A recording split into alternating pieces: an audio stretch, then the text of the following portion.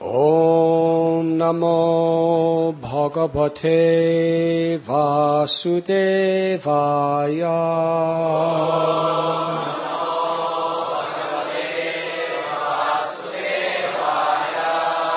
Vigna.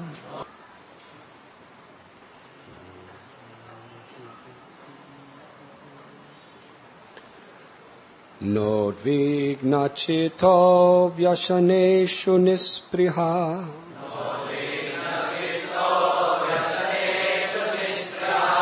Sruteshu Dristeshu Guneshva Vastudrik.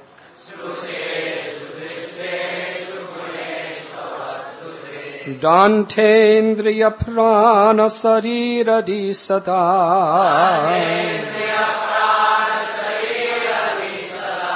Prashanta Kamo Ratitha Suro Suraha.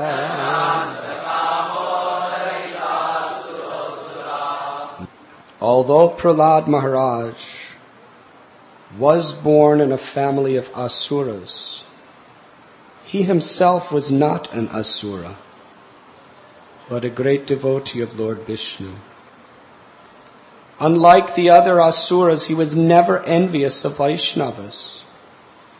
He was not agitated when put into danger, and he was neither directly nor indirectly interested in the fruitive activities described in the Vedas. Indeed, he considered everything material to be useless, and therefore he was completely devoid of material desires. He always controlled his senses in life air, and being of steady intelligence and determination, he subdued all lusty desires. Purport by His Divine Grace, A.C. Bhaktivedanta Swami Prabhupada. In this verse we discover that a man is not qualified or disqualified simply by birth. Prahlad Maharaj was an Asura by birth, yet he possessed all the qualities of a perfect Brahman. Brahmanya Shila Sampanaha. Anyone can become a fully qualified Brahman under the direction of a spiritual master. Prahlad Maharaj provided a vivid example of how to think of this spiritual master and accept his directions calmly.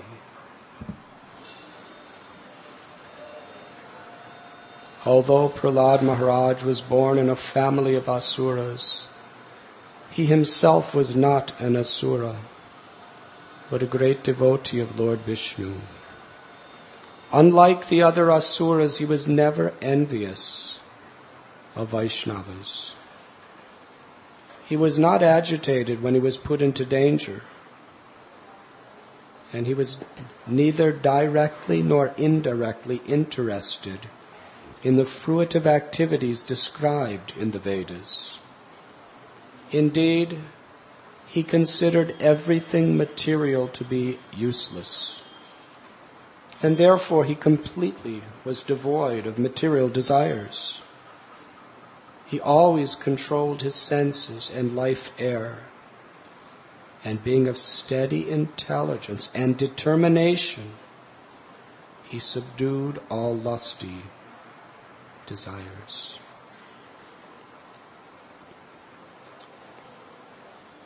We are reading from Srimad Bhagavatam, Canto 7, Chapter 4, entitled Hiranyakashipu Terrorizes the Universe. Text 33.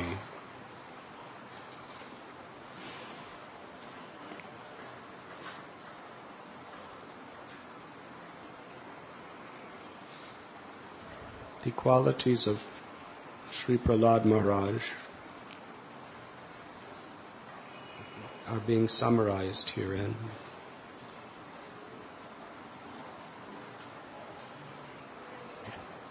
And by studying them carefully,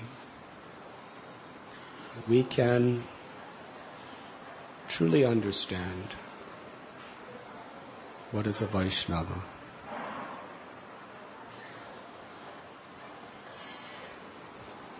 We may read volumes and volumes of philosophy,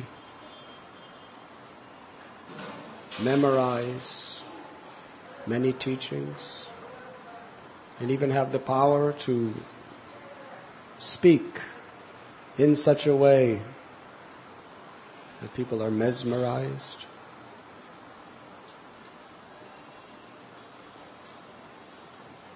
But all of that may not bring the fruit of what actually pleases Krishna. In these few verses of Srimad Bhagavatam, it is clear what is expected of us. What are the characteristics that we must sincerely strive to live by in our lives? As Sri Chaitanya Mahaprabhu has spoken, one cannot really understand Krishna or how to love Krishna even by studying scrutinizingly all of the various scriptures. But one can understand by observing the life of a pure devotee. Mahajano yena katasabanta. This is the path of perfection. To follow in the footsteps of Mahajans.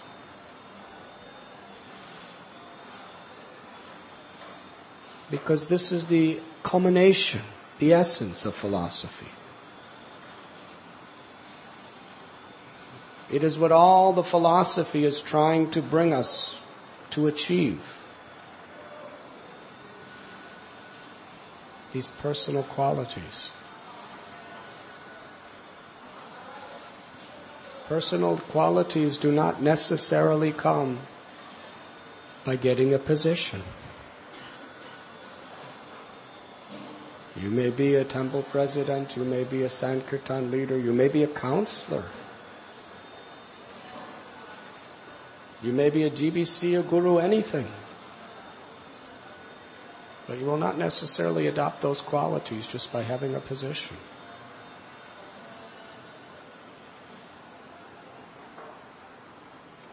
And it is these qualities that attract Krishna.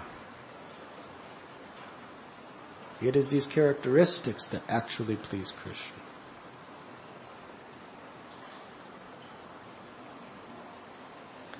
They are not easily achieved. In fact, if we study these verses describing Prahlad Maharaj, it's very difficult. But yet, we must strive, we must pray, we must perform our service, study the scriptures, do our sadhana and everything else with the aim of developing these qualities.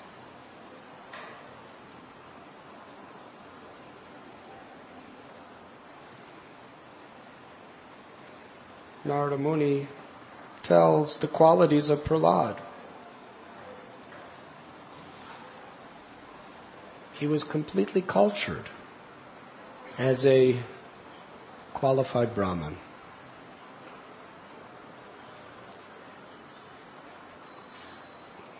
Srila Prabhupada has told us that this movement is especially meant to create a class of true Brahmins.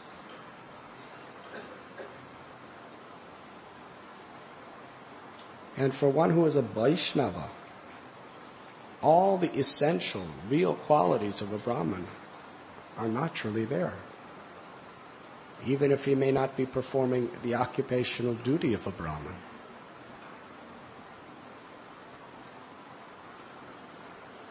Having very good character and being determined to understand the absolute truth.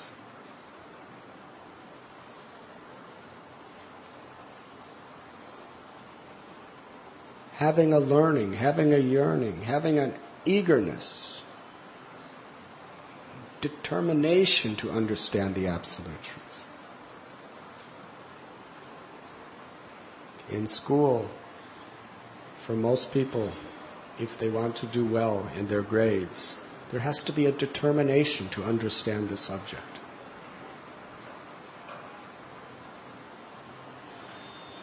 When we read the books, when we come to the classes, it should not just be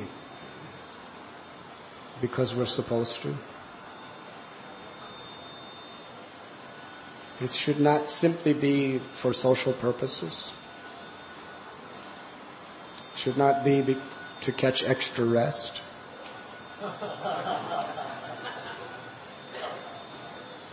We should come to class with a determination to understand the absolute truth. If you're determined, you'll be awake. To be determined means to be willing to fight all opposition and all obstacles. That is a quality of determination.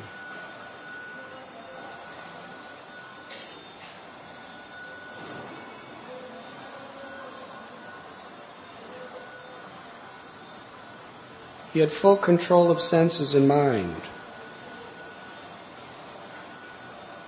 And he was kind to everyone.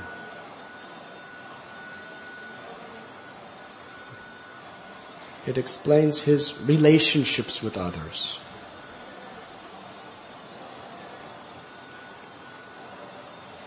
How, and all of these qualities can only take place in a person who is not envious.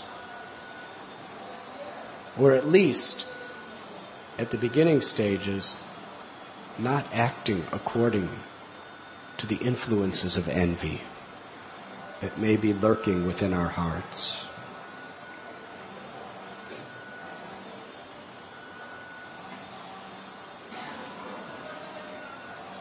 To respectable persons, Prahlad Maharaj acted like a menial servant. This is very interesting. He's the favorite son of the king. Usually someone in that position is naturally very proud.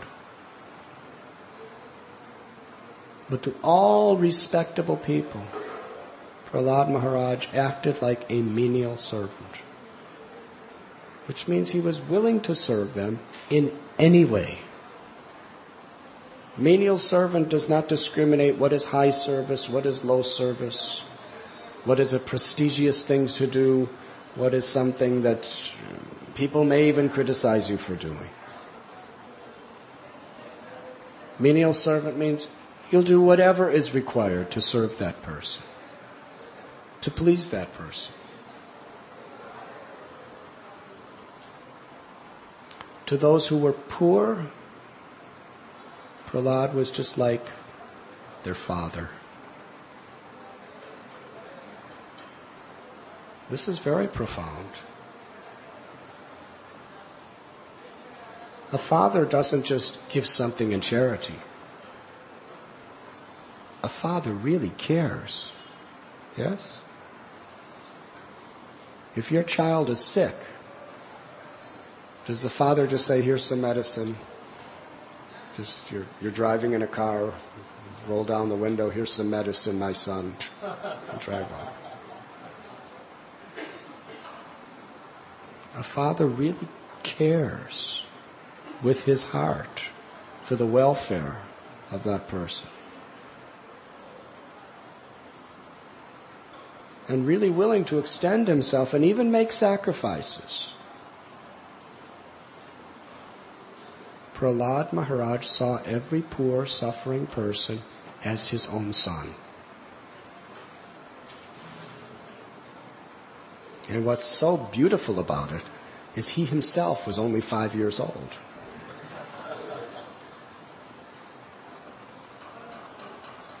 This was the standard of his devotion. Practically everybody that was poor was probably old enough to be his father, but he was seeing them as his own children. Why? Because he had something to help them, to serve them. It's not just about money. It's about respect also. We read about Srila Prabhupada when he was living in the Bowery, Skid Row, ghetto of Manhattan Island.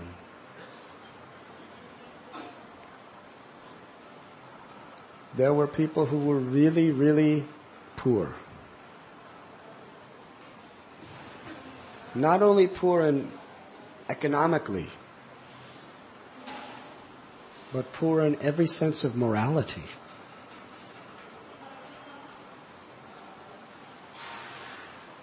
They were alcoholics, drug addicts,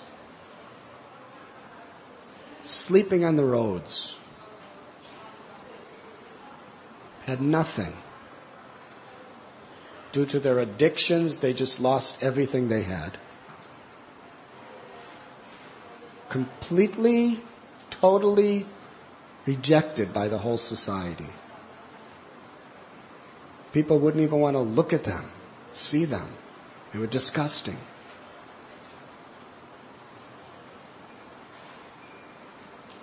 Srila Prabhupada had less money than they did. Yes? He had practically nothing. But yet, he was intoxicated with Krishna's love. He would walk amongst them. He always showed respect for them. He always showed honor for them. In fact, he was the only person in the whole universal creation that gave them any respect or honor. They would open the door for him to reciprocate. They would not do that for anyone else. Everyone else, they'd slam the door in their face. Prabhupada, they would open the door. Because he was giving them a sense of dignity. And in giving a person like that a sense of dignity, you're actually giving them the strength to give up their bad habits and improve themselves. Just give them money, you're not really helping them very much. Just give them some medicine, you're not really helping them very much, because the medicine and the money and some food is not going to give them the strength to overcome their suffering, miserable condition. But if you give a person a sense of dignity, you can actually give a person a sense that my life has some value. That there is something in me that is good. I don't see it. Nobody else sees it, but this person sees it, so it must be there. And that could give one the strength to overcome so many obstacles. To come out of Maya and attain Krishna. So yes, Prabhupada was like a father to those people.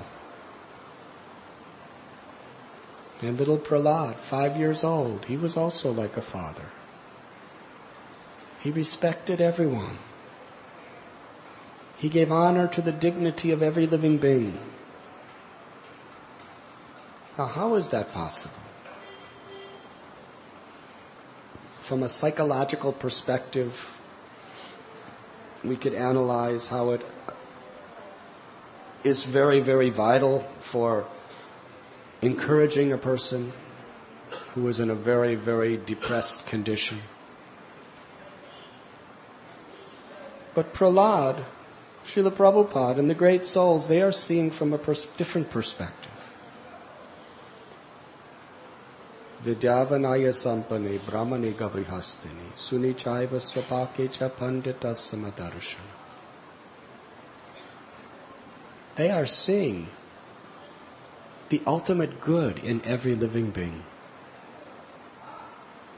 Whether they are Brahman, or a cow, elephant, dog, or dog eater. Chandala. They're seeing beyond the external dress. Vasamsijunani yatha vihaya. This body is a dress. This mind is also a dress. It's like this body is the outer clothes. The mind is like the underwear.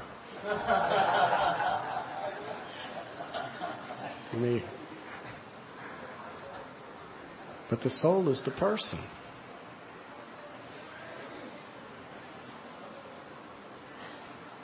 Now you may or may not like the person's clothes. And you may not like his underwear. But it's the person that is important. And every living being, who, whatever their designation may be, whatever clothes they may be dressing, they're a part of God. They're Satchidananda. They're eternal, full of knowledge, full of bliss. They're our brothers. They're our sisters. Ham bija pratapita. Krishna's the Father. Everyone is our brother and sister. Everyone's pure. There's love of God there everywhere. If someone sees that in you, sees godliness in you, sees purity in you, sees divine love in you,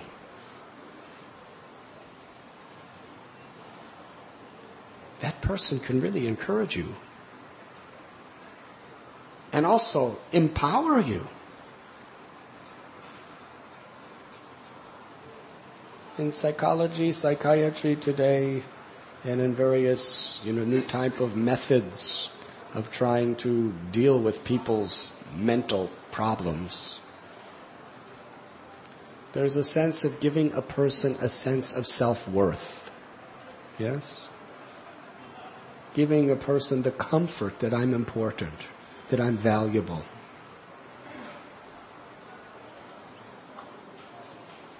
Because in this world of Kali Yuga, there are so many situations that could really be depressive to a person's mind.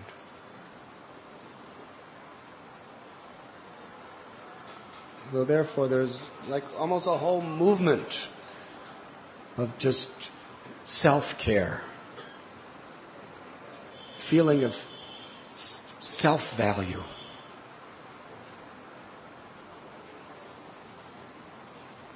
But when that is only on the material plane, it can make you feel better, maybe, temporarily. But it can also inflate your false ego and give you a really illusory sense of your value.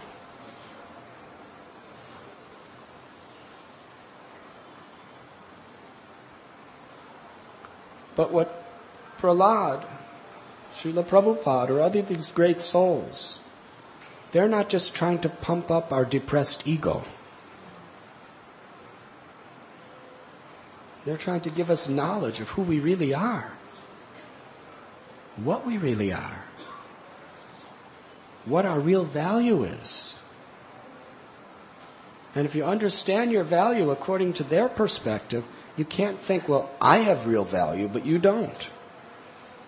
Yes. With these modern psychological methods, it could bring that. That now I am feeling self-care, self-value, and I'm better than you. But herein we understand who we really are. And we understand that everybody is like that. Everybody's essence is full of bliss. Everybody's essence is of inconceivable value.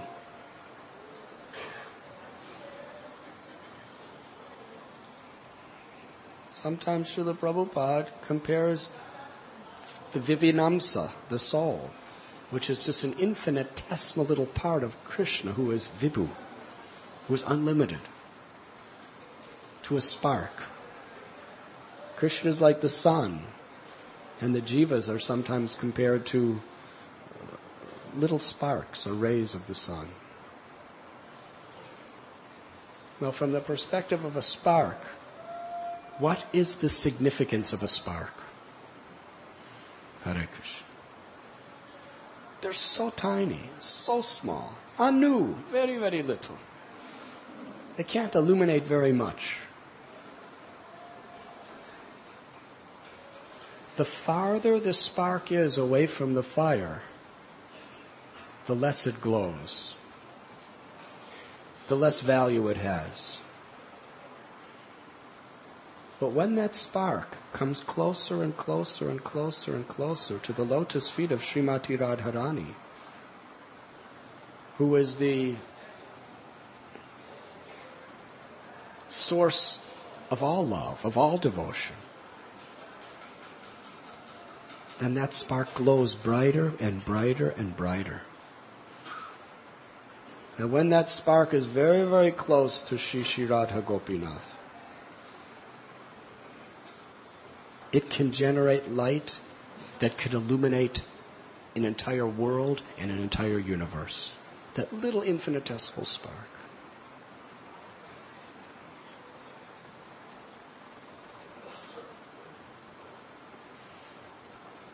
So in actually trying to give a person their real sense of self-value, we convince them that you are a spirit soul. You are part and parcel of Krishna. There is pure love in your heart. There is unlimited joy in your heart. Theoretically, that can make a person feel, oh, well, that's nice. But real inner fulfillment has to go beyond the theoretical.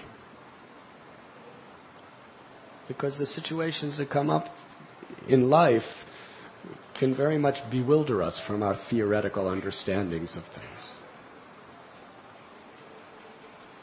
But if we convince people of this concept of truth, and then bring them closer and closer and closer to the lotus feet of Sri Radha Gopinath, then their real sense of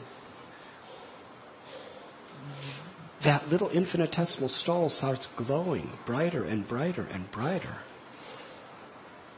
Its divine qualities, its divine virtues become more and more manifested.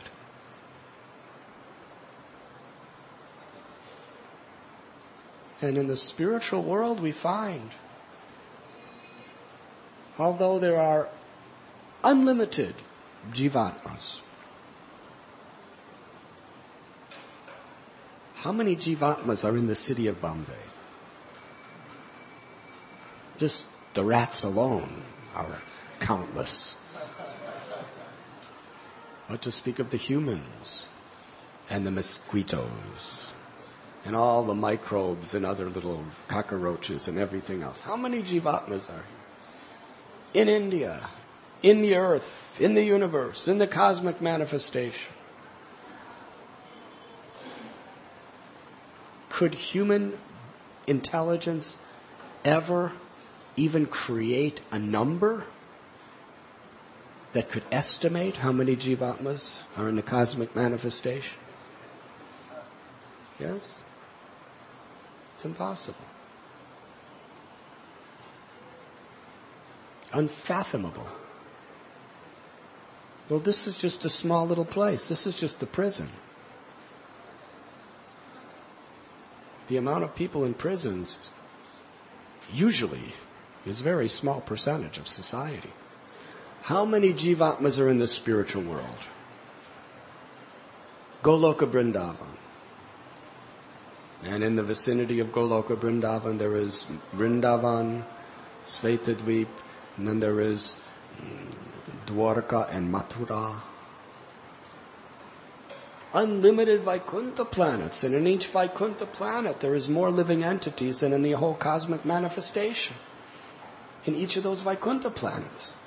And there are unlimited Vaikuntha planets. And Goloka Vrindavan is the biggest and the best of all of them. How many living entities? But yet because each living entities, that their heart is so close to Krishna due to love, that Krishna, He can make everyone feel that I love only you. Yes? He can make everyone feel that my full love, my full affection, my full attraction is just for you.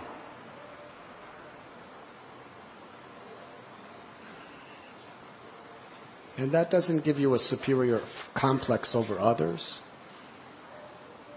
If you see Krishna loving someone else, it doesn't make you envious. Why nobody is envious when they see Krishna loving someone else more? Because they're so totally satisfied by Krishna's love for me.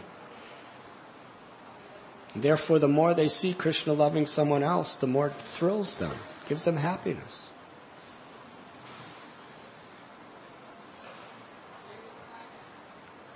So yes, the closer the soul comes to Krishna, the more the real value of the soul is brought out.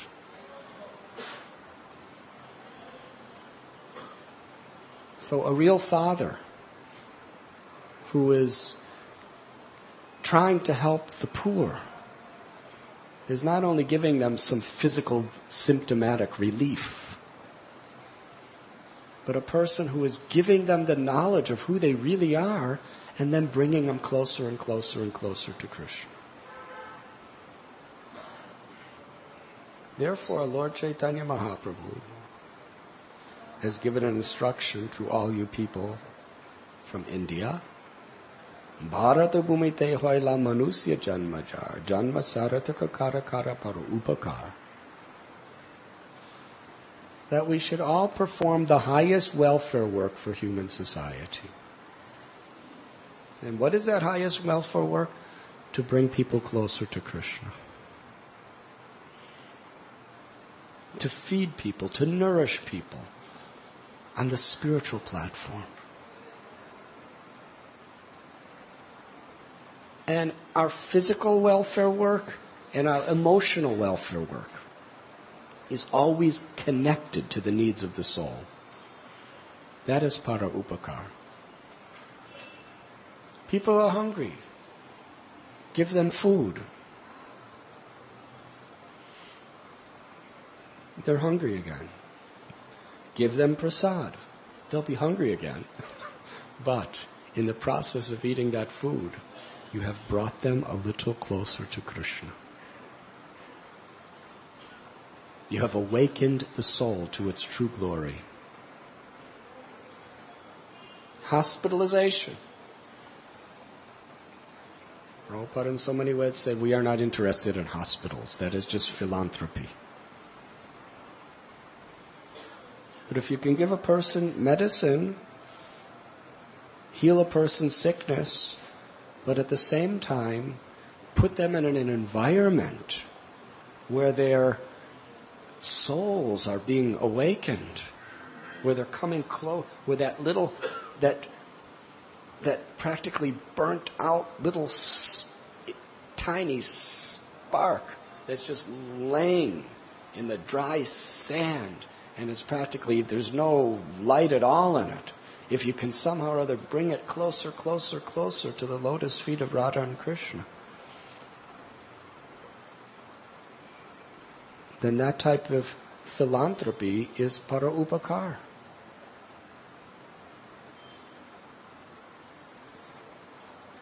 And ultimately, Chetu Darapanamarajanam Bhavamahadavagni Nirvapanam. The prime benediction for the whole humanity at large is Krishna, who is descended in his name, in all of his fullness, in all of his opulence. Krishna has manifested in his name. So therefore the greatest charity that we can possibly offer to another, with real care, with real love, is to bring people closer to Krishna by inducing them to take shelter of the holy name. Hare Krishna, Radha and Krishna. We can be close to Krishna in every situation and allow that little soul in our heart to blaze with love, with all good qualities. And the holy name is a method by which we could remain close to Krishna in every situation, everywhere, at all times. Therefore it is the prime benediction. Radha and Krishna are their names. So this was Prahlad Maharaj. Even though he was a little 5-year-old boy, he cared and loved for the poor like his own father. And it wasn't only the poor in wealth, that is included, but it was the poor in heart. Of course, in the Bible, Jesus said, blessed are the poor in heart. But what he's speaking about, poor in heart, means those who have humble hearts. Those who realize that nothing is mine. Everything is the property of God. The more we realize that, the more we are eager to come closer to God.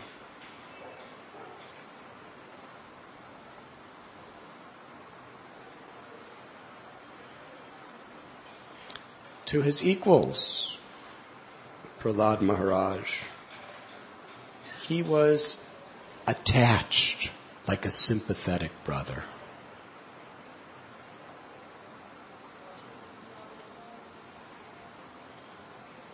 That means to other Vaishnavas who are equal.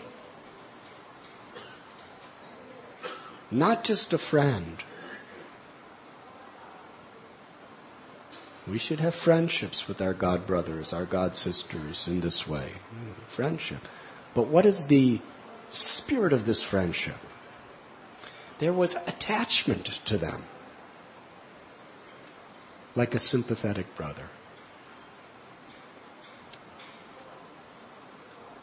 If someone is your brother and you're sympathetic, means you really care about that person. Deep down, to the core of your heart, you really care about that person. Sympathetic brother means his problems are my problems. His success is my success. His joy is my joy. His suffering is my suffering. That's sympathetic. You really care. And as a brother, no matter what,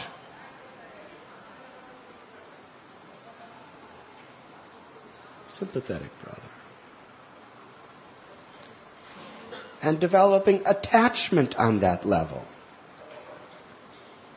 Mayavadis, they sometimes are against any type of attachment. And sometimes devotees also, because we read so much about vairagya, detachment, that we get this idea that we should be detached from everything, from everyone. But in Vaishnava society, we find here, Prahlad, he is attached to his equals. But he's not attached to exploiting them. He's not attached to them for his sense gratification. He's attached to them because he knows They are his brothers, his sisters. They are Krishna's children. And he's attached to serving them. He's attached to serving them with love. That is how we should try to cultivate relationships with all of our peers.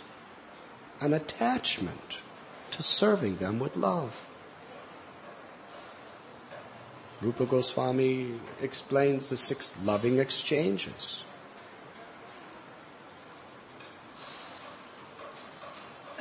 To be attached to those exchanges with each other is very good. It's the symptoms of a Mahajan.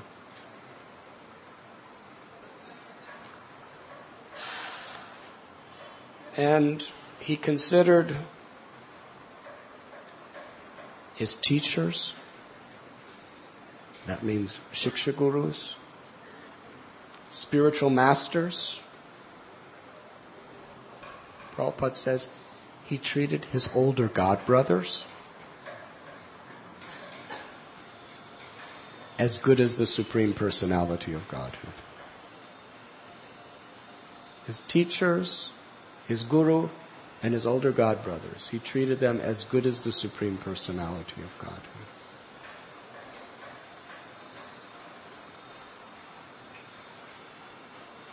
And how was he able to do this? He was completely free from unnatural pride. Why doesn't it just say completely freed of pride? Why unnatural pride? Because in spiritual life there's pride. But it's natural pride. Natural means based on truth. To be proud of Krishna is natural pride. To be proud of other Vaishnavas for the good things they do, because they know they're being empowered by Krishna, is natural pride. If you're proud of Krishna, will you not spontaneously be proud of anything Krishna does through someone else?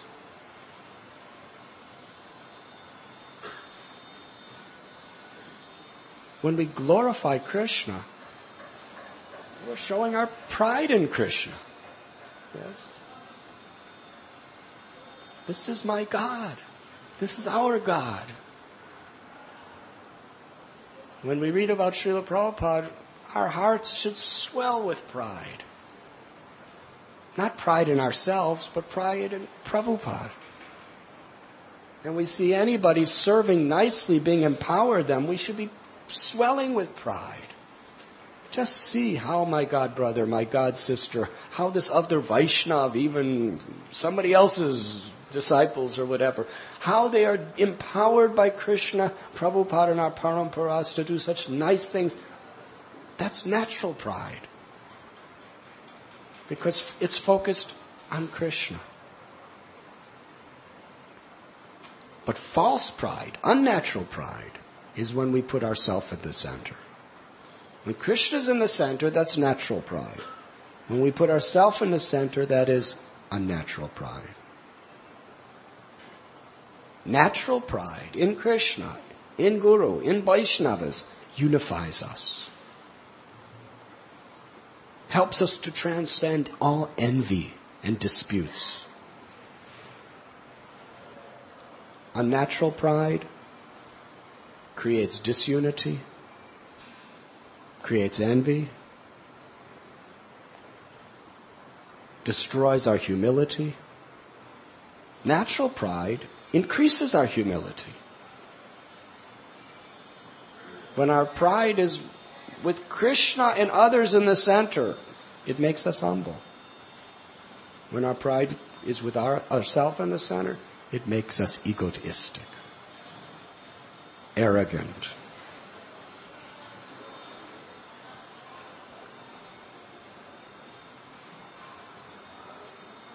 Now, he was completely free from this unnatural pride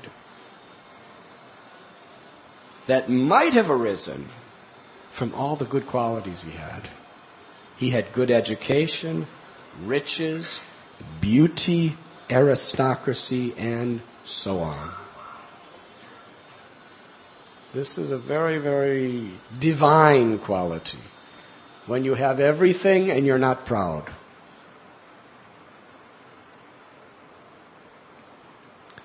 Even a beggar who has nothing is proud.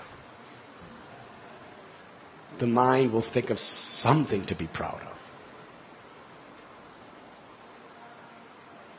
If you're laying on the side of the sewage ditch with others, and a rat comes up, you see the rat's like me better than you.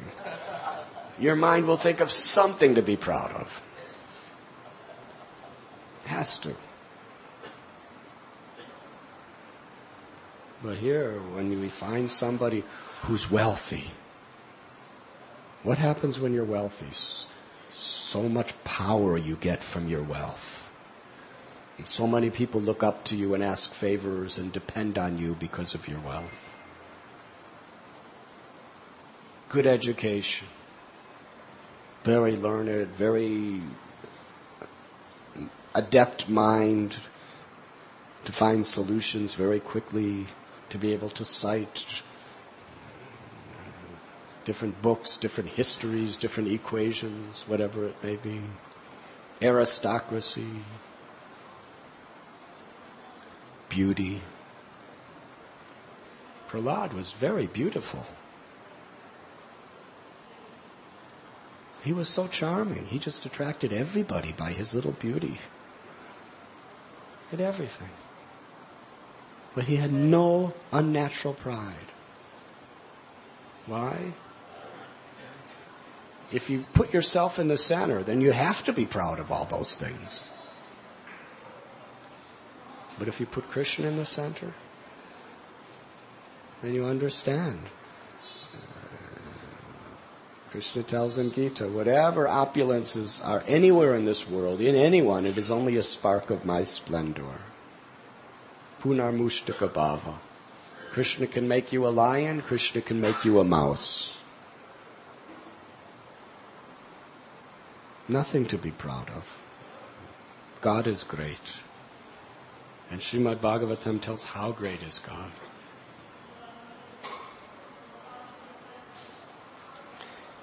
And although Prahlad was born in a family of asuras, he was not an asura. He was a great devotee. And here is a very key sentence that may cause us to tremble. Unlike the other asuras, this is very, very strong language.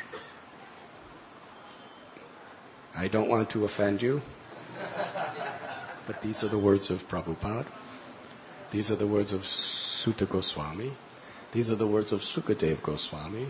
These are the words of Narada Muni. So I feel bold enough to speak it. Unlike the other asuras, he was never envious of a Vaishnava. What does that mean? Very powerful statement. Do you understand what that means? What are you if you are envious of a Vaishnava? Say it loud. The A at the beginning should be... I'm hearing Sura. So please emphasize the first syllable.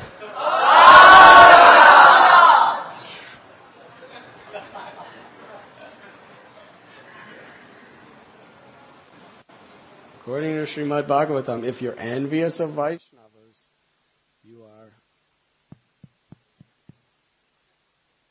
Hare Krishna. Somebody doesn't like this.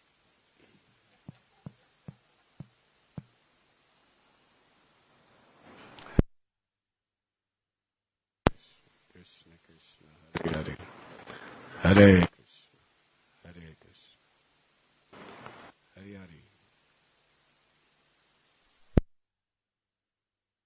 Hare Hare Krishna, Krishna Krishna, Hare Hare, Hare Rama, Rama Rama.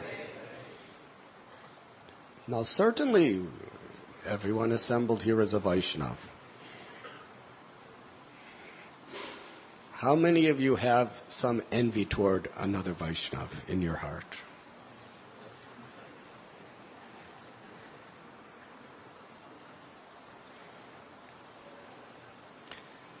You may be a Vaishnava. Now everybody raise their hands. Does that mean everyone's an Asura? So that means if I'm envious of them, I'm not an Asura because they're not Vaishnavas, because they raised their hand.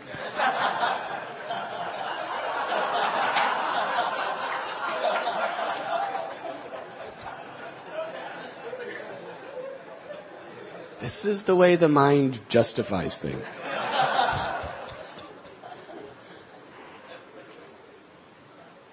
It is an Asura quality. That envy is an Asura quality. And if these anarthas, especially the anartha of envy, or lust, anger, pride, greed, illusion, they are also like sparks.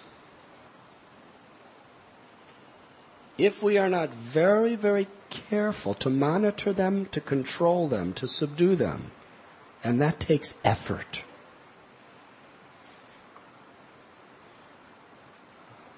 then what we'll do is we'll start feeding them, and it will grow. Jayato vishayan pong sangaste shubhajayate, sangat sanjayate kama krodo bhajayate. At the beginning we contemplate the objects of the senses. We may contemplate envy. We may contemplate greed or pride, any of these things. From such contemplation, attachment develops. From attachment, if we don't curb it, if we don't monitor that spark, because now it's growing into a flame, it becomes lust.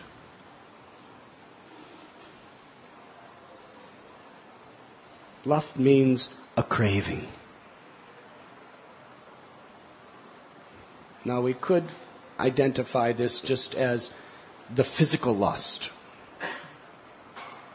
But on a subtle level, all these things are lust. Greed is a type of lust, is it not? Greed is lust for money. Envy is lust to hurt somebody. Pride is a lust for prestige and distinction.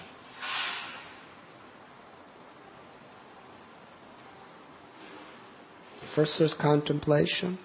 Anger is a lust for vengeance. Yes? Lust. And then the flame's getting bigger. The warning signals are becoming stronger. We have to do something about this. But if we keep feeding it, lust becomes frustrated into anger. Anger is stirring in our heart. Are we going to do something about it? Are we going to subdue it? Are we going to divert that energy in a positive spiritual way? If not, anger bewilders the memory. That means all the hundreds and hundreds of Srimad Bhagavatam classes where we learn all nice things, and all the times we've read the scriptures and all the prayers we've offered. Bewildering to memory means at that moment we forget it all. It's just not there. When memory is bewildered, intelligence is lost. We do things we know we're not supposed to do, but in that moment, our intelligence just cannot discriminate. And then we fall down again into the material pool. It's due to neglect. Tani sarvani samyamya yukta asita matpara. Vasehi yasyendriyani tasya pragya pratishtata. The solution, we must restrain our senses. But simultaneously we must fix our consciousness on Krishna. We can't just restrain our senses. We just can't say no, no, no, no, no. We must say no. But we must divert our attention toward Krishna. Keep ourselves busy in Krishna consciousness. Idle mind is devil's workshop. When Maya attacks in this way, at the very beginning, at the time of contemplation, and as it grows, we should just start reading from Prabhupada's books, or start doing some active service to occupy our mind or senses, or most of all, connect ourselves back to Krishna. Fill our minds with His holy names. Hare Krishna, Hare Krishna, Krishna Krishna, Hare Hare, Hare Ram, Ram Ram, Hare Hare. That takes great determination.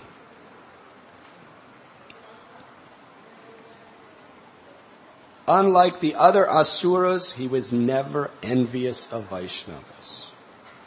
So when that envy comes into our heart toward another Vaishnav, we should not feed it by contemplating, oh yes, yes, and start the mind just thinking of more and more and more faults of that Vaishnav. What to speak of, speak against that Vaishnav. Or do something. Rather, we should check it. We should understand this envy in my heart is an asura. It is a demon. Am I going to allow this asura to conquer me, to take me away from Krishna? Or am I going to fight this asura of envy? And how do we do that? By really trying to appreciate that Vaishnava, by philosophically understand that Krishna is empowering. If I'm envious of him, I'm envious of Krishna.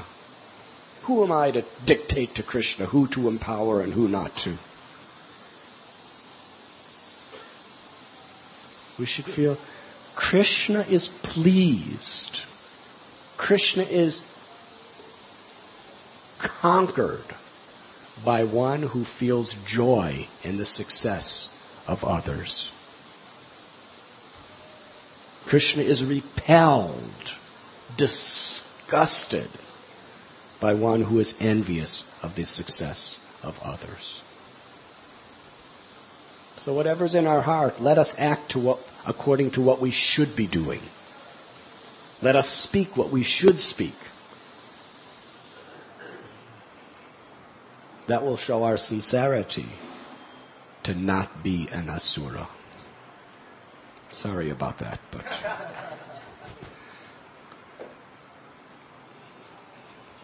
He was not agitated when he was in danger, because he had faith in Krishna. He considered everything material to be useless. Now this is very interesting, because he was 5 years old, but later on he was made the king. And kings have to deal with a lot of materialistic things. He was ruling his whole race. Yes. He had crown. In fact, Lord Brahma put crown on him. Yes. And set him on throne and palaces and everything else. How can you be running a kingdom when you think everything material is useless?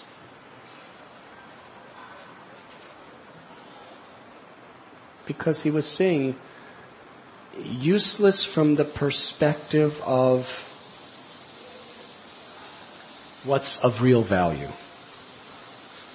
There's only one thing of real value forever, and that is bhakti, devotional service. That is the only thing of value. Neha Vikramanasusthi Pratyavayonya Vidyate. Because any devotional service you render is forever.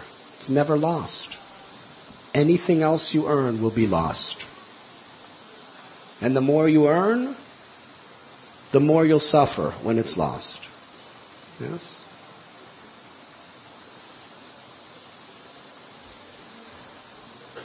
While I was in the airplane yesterday, I saw news. Very interesting.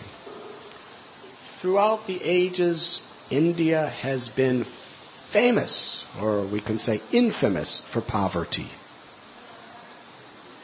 It's considered just dirty, poverty-stricken place.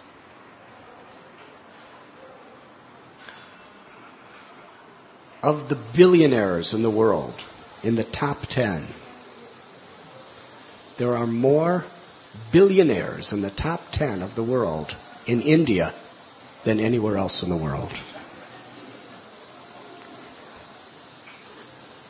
America had 2 billionaires in the top 10. India had 4. And America was second place. That means India had twice as many billionaires than any other country in the world, as far as the 10 richest men in the world. Hare Krishna. And most of them live in Bombay.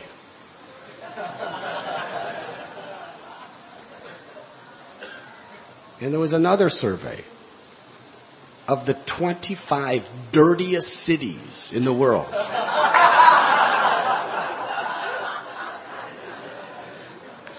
Bombay was number 7. Now, how many of you think that Bombay is cleaner than Delhi?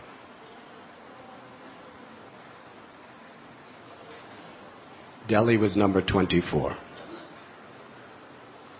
Now, this is a serious question I'm going to ask you. How many think Calcutta is dirtier than Bombay? Huh? Raise your hands. Well, your pride is finished.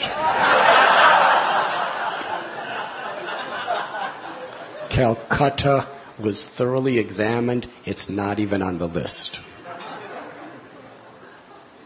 Not even on the list.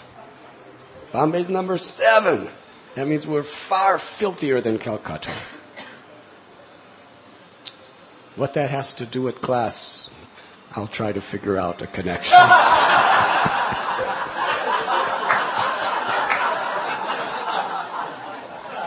But it was an interesting statistic.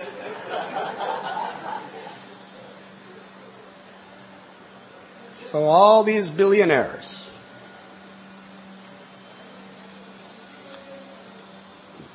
Prahlad Maharaj is saying everything material is useless. Because they'll lose it, either in this life or in death. And all those millions, in and of itself, could do nothing for the soul of anyone. But if you understand what is really useful is our relationship with God, in our devotion to God, that is the only useful thing. It's the only thing with permanence. It's the only thing that's real.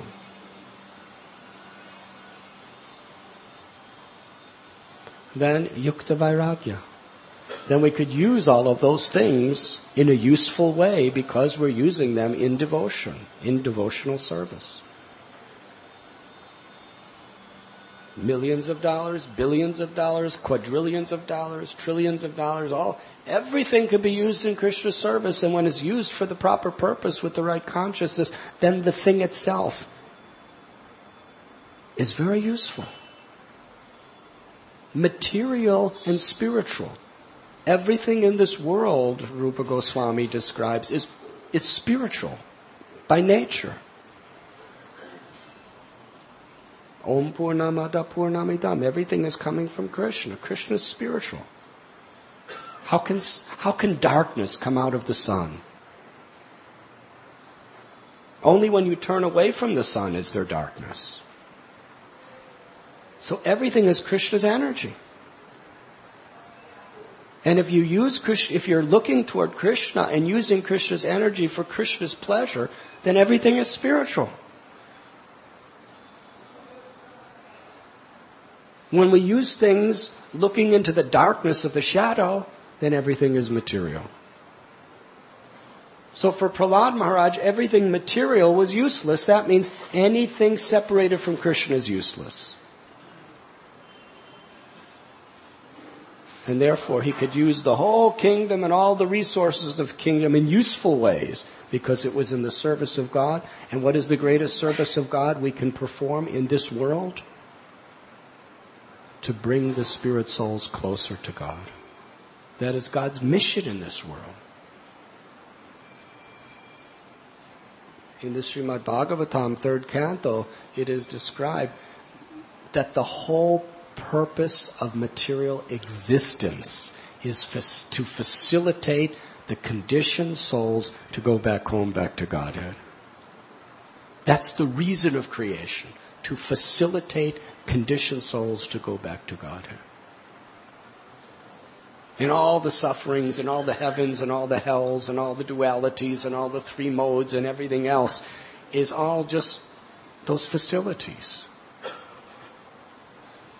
Somehow or other, it's what conditioned souls need to go through to make that wise choice of going back home, back to Godhead.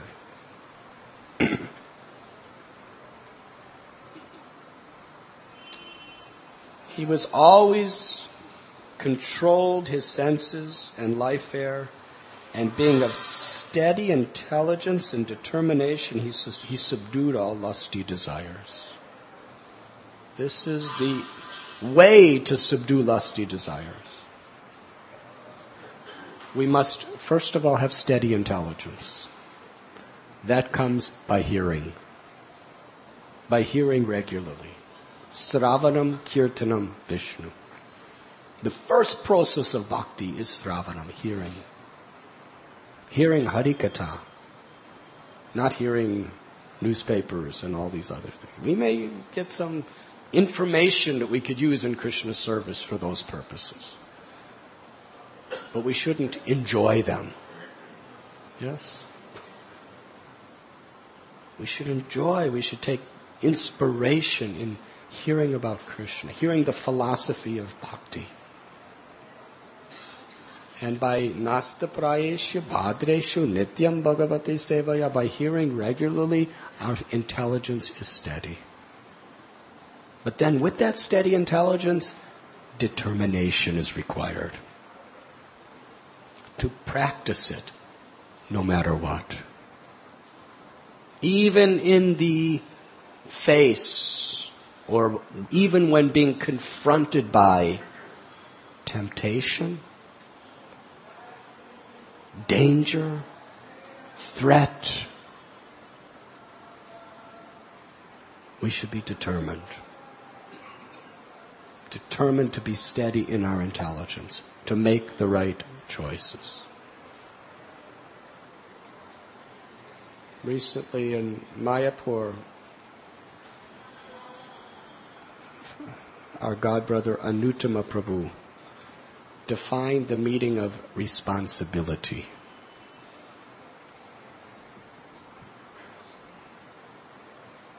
Srila Prabhupada said, we make advancement in Krishna consciousness according to how we accept responsibility.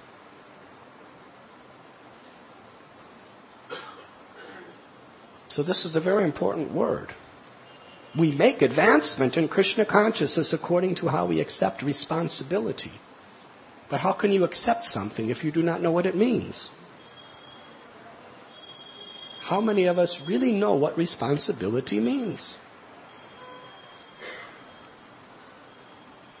He gave a very nice explanation.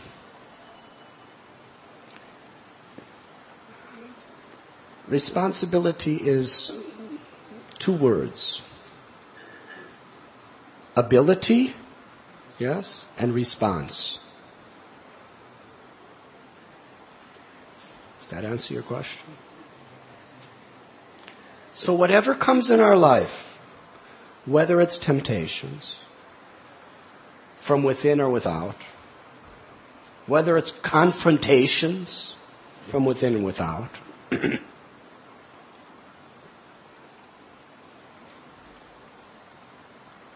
how we respond is what will either elevate us or degrade us.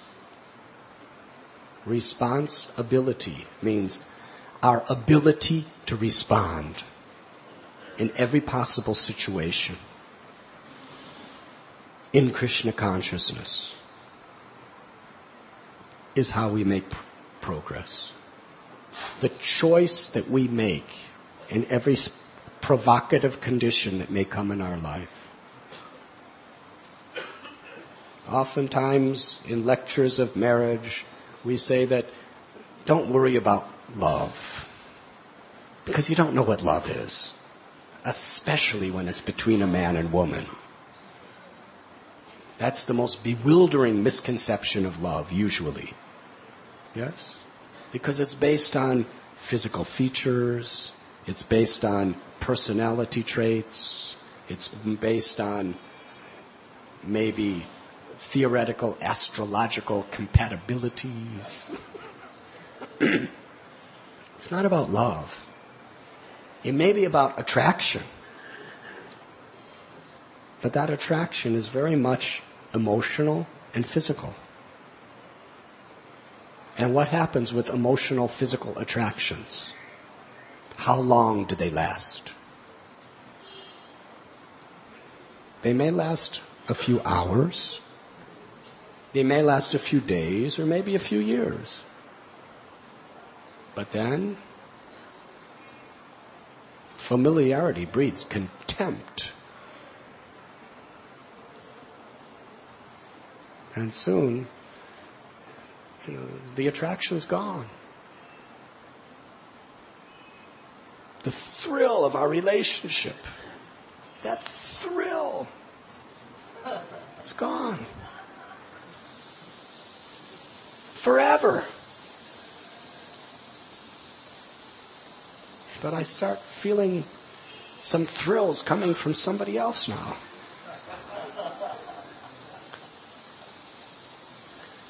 Marriage is about responsibility. Love, affection, attraction, it may be there, it may not be there. Don't worry about it. What's going to keep people together and keep people happy together is responsibility.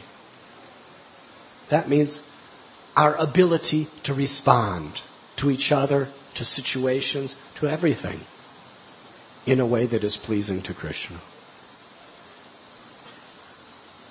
Living in brahmachari life. The amazing thing is I see as much love between the brahmacharis as I see husbands and wives, sometimes even more. Not physical, sexual, amorous, or any of those things, but a sense of real responsibility. We have responsibility to each other.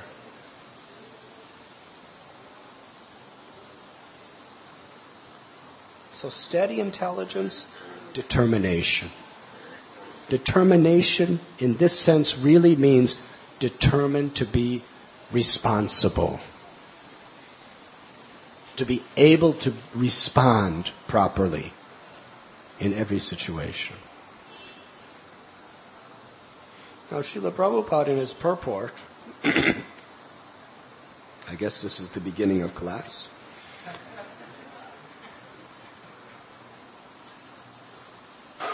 He is saying that a person is not qualified or disqualified simply by birth. It's a matter of how one takes these responsibilities. To live by divine characteristics. Prahlad Maharaj was born in a family of asuras. But yet, he possessed the qualities of a perfect Brahman. And anyone can become a fully qualified Brahman under the direction of a spiritual master. Prahlad Maharaj provided a vivid example of how to think of the spiritual master and accept his directions calmly, This is the key that opens the door to the spiritual world.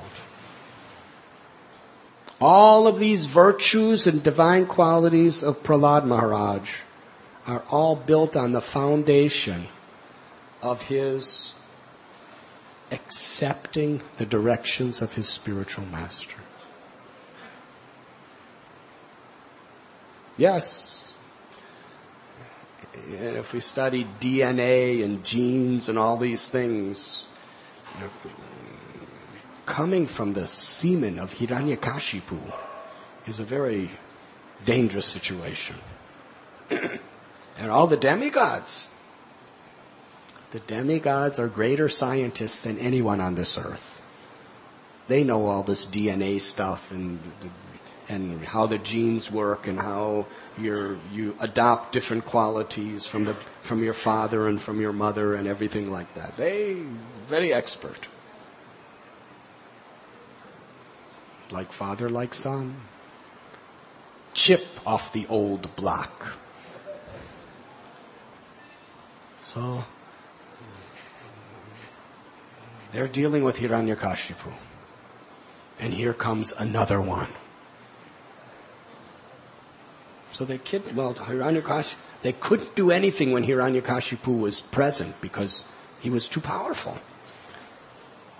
So when he was away, like espionage, when he was away, they came and stole his wife.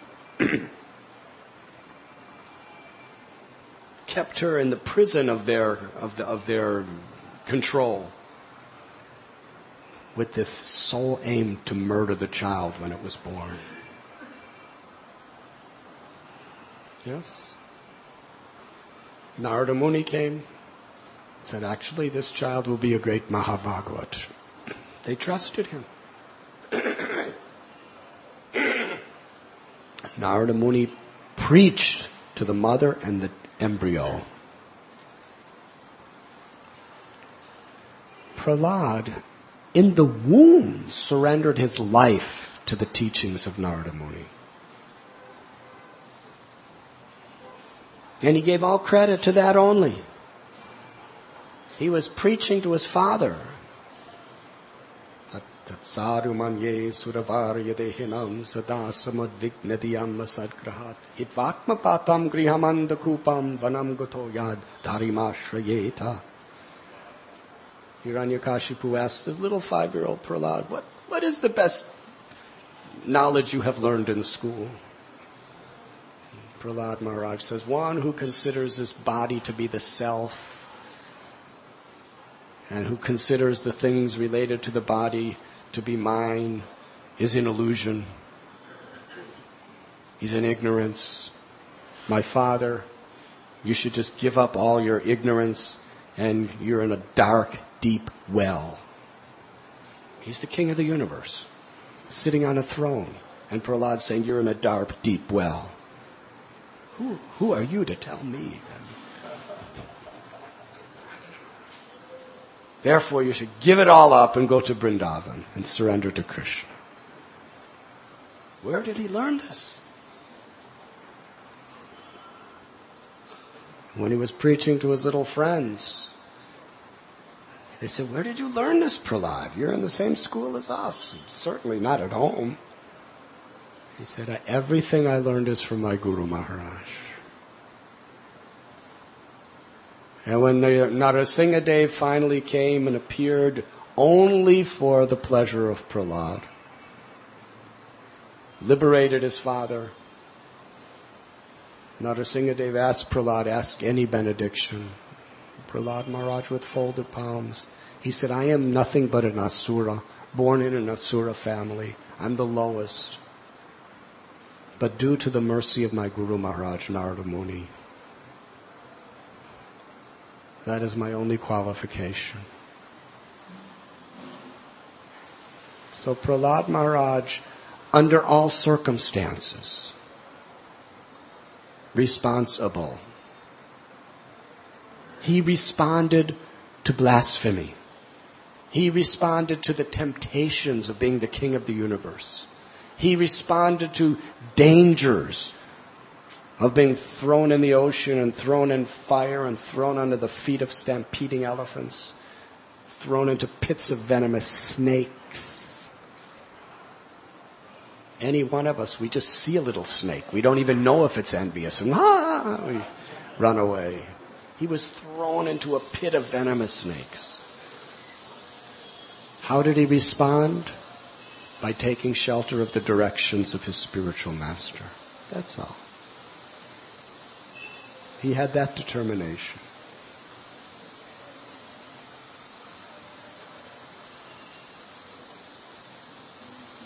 Prahlad Maharaj provided a vivid example of how to think of the spiritual master and accept his directions calmly.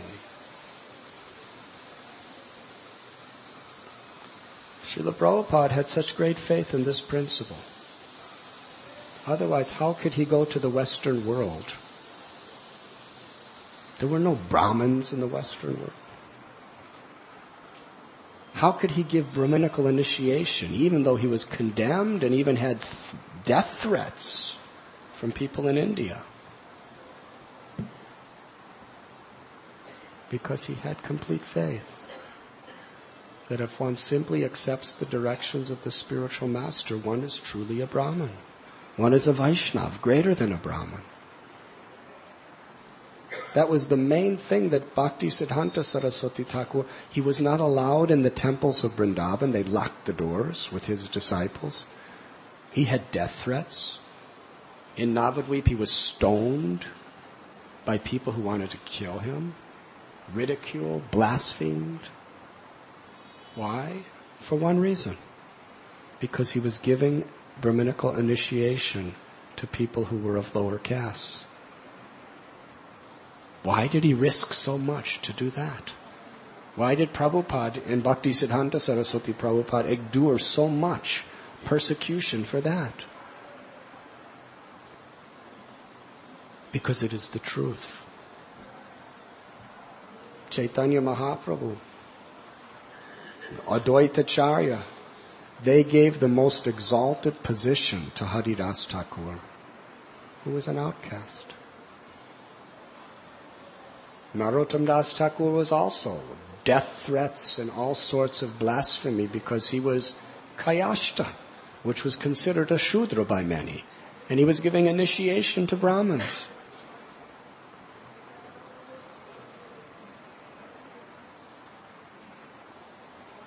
The heart of a Vaishnava is something very deep.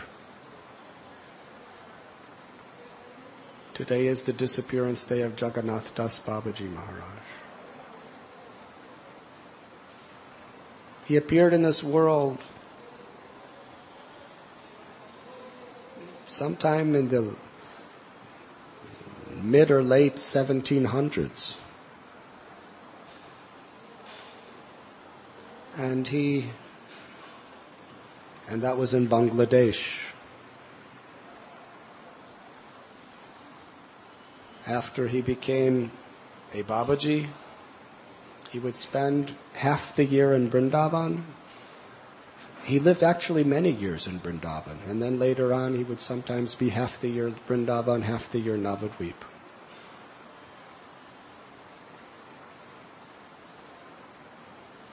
He lived at Surya Kund.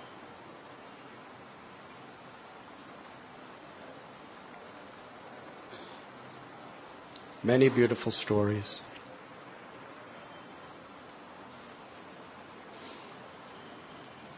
But we don't have so much time. I would just like to share a couple stories that are very much illustrating the principles of these verses we're reading today.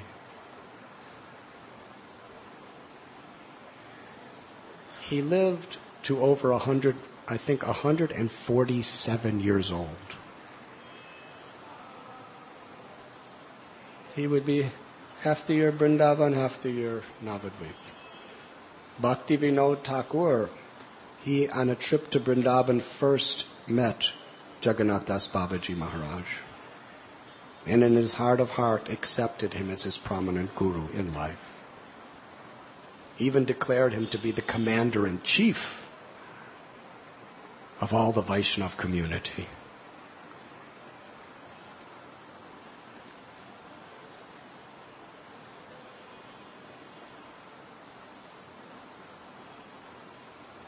When Jagannath Das Babaji was later living in Bengal, place I think Amalgarh, Bhakti Vinod Thakur went to visit him there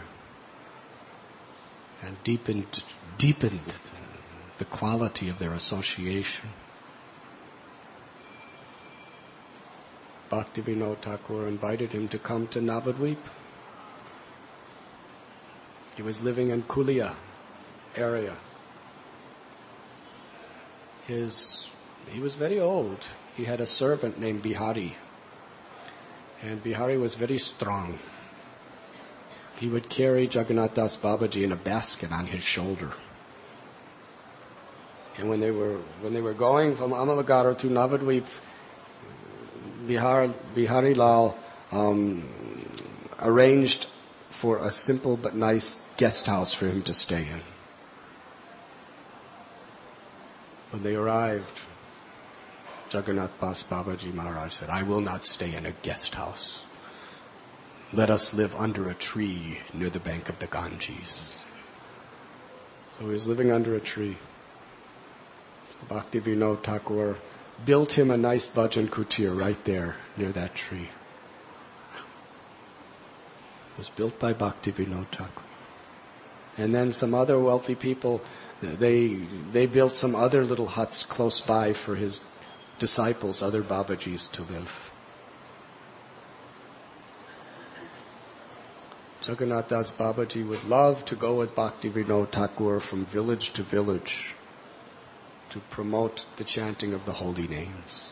That's practically all he did day and night, is chant the holy names. Japa, Kirtan, that was his life, his soul. And serving Vaishnavas.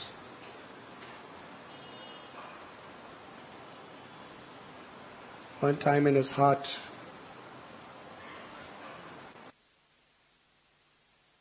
he was doing Madhukari. Hare Krishna, Hare Krishna.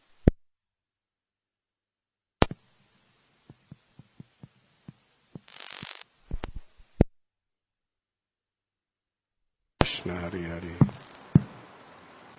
Hare Ram, Ram Ram, Hare Hare. Hare Krishna.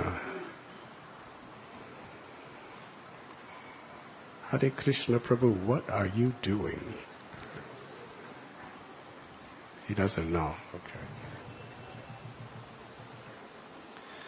So one street sweeper, obviously Shudra caste at the best. A street sweeper gave some roti to Jagannath Das Babaji Maharaj. And he very, very gratefully accepted it and ate it. So other Vaishnavas began to criticize him. What kind of Vaishnav? He's taking cooked food from the hands of a street sweeper? Lower caste? So they went and they challenged Jagannath Das Babaji. Why you have done this? You have taken grains cooked by a street sweeper? Jagannath Das Babaji responded very boldly. He said, there is no higher purification than the dust of Navadvip Dham. Every grain of dust of Navadvip is more valuable than all the wealth in Brahma's creation. We read in all the scriptures, we read in the writings of the great saints of how purifying it is to roll in the dust of Navadvip, to put the dust of Navadvip on your head, to eat the dust of Navadvip. Well, these street sweepers, they are so fortunate. Day and night, they're covered with the dust of Navadvip. Who will be more fortunate and pure than them? Therefore, they are true Vaishnavas. They are real Vaishnavas because the dust of Navadvip is covering their bodies 24 hours a day. And they are performing such menial service to Sri Navadvip Dham. Therefore I have taken their rotis for my purification.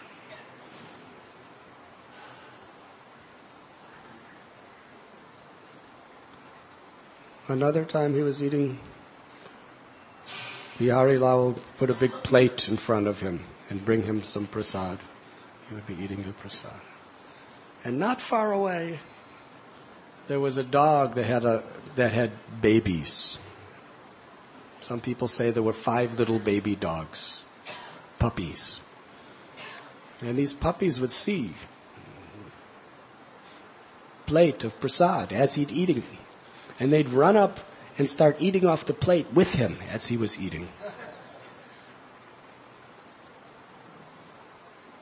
So after seeing this, the next day, Bihari Lal chased the dogs away.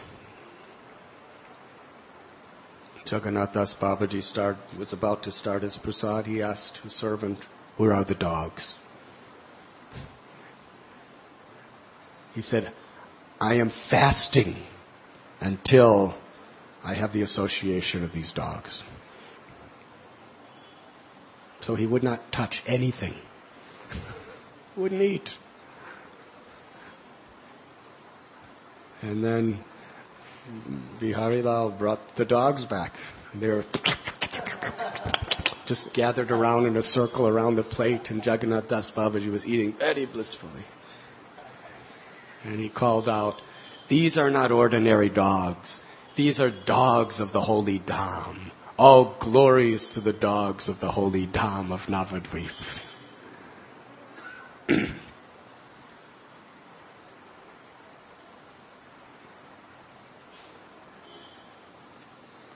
On another occasion, Bihari Lal was carrying him on a basket on his shoulder, and a wealthy man came and gave a donation of many rupees. He handed them to Bihari Lal.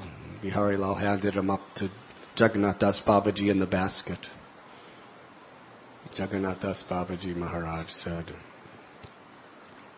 "Go back to that wealthy man."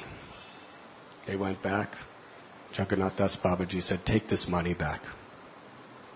He said, "You gave me only a few rupees, and I feel the weight of it is so heavy. How will my servant survive? And how can I stay on the basket holding this money? It has so much weight. I can imagine you have so many rupees. How much of a weight is on your life?" Hare Krishna. At other times, he would accept donations. One time, someone offered 200 rupees. Now, this is about 150 years ago. How much do you think 200 rupees is worth today?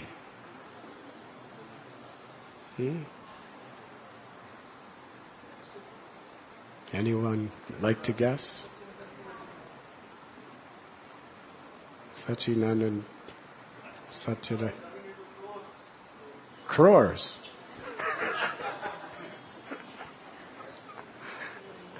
Anyways, Jagannath Das Babaji took the 200 rupees, he gave it to Bihari Lal, and said, "Buy 200 rupees worth of rasgullas." Now, according to Satchidananda Prabhu, I don't know. He says that's crores of rupees of rasgullas. Maybe I cannot question because I'm not a rupee person.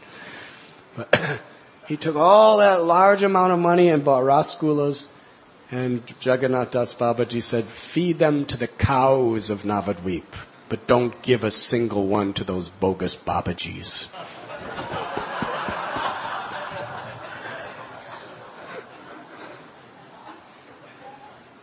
The cows of the holy Dham.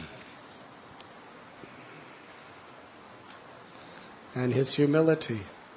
He's going back and forth. When he was about 146 years old, he was living in Surya Kund in Vrindavan, Braj Bhumi, and he was going to go back to Navadvip. So the Brijabasis and the great Babajis who were there were many great Paramhamsas living there. They were saying, why are you so old? Why are you leaving Vrindavan? How could you leave Vrindavan? You're so old and you're very, very old now. Why not stay here? You're in the holiest of all holy places. You're in Surya Kund, just close to Radha Kund in Sri Braj Bhumi. Jagannath Das Babaji, from the heart of his heart, he said, because I am a very fallen soul. Vrindavan is the place for the highest Paramhamsas. It is the most intimate part of Krishna's Leela. And any offenses that are committed in Vrindavan are very serious. But I am very fallen. Let me live and give up my life in Navadvip, because that is the place of my beloved lords, Gauranga and Nityananda. They forgive all offenses. They give love of Krishna. They give true realization of Vrindavan even to the most fallen souls like me. So let me return to Navadvip. That was his humility. He was guru of so many great, great souls. He was a disciple of Madhusudan Das Babaji, who was just 2 or 3 lines after Baladev Vidyabhushan. So many great souls he initiated. Great souls like Bhakti Vinod Thakur, who was writing prolific literatures, who was spreading the glories of the holy name like no one else in centuries. They were his disciples. And yet he was considering himself the most fallen soul, not worthy to live in Vrindavan, but felt his only hope was to be in the dust of Navadvip, calling out for the mercy of Nityananda Prabhu and Lord Chaitanya.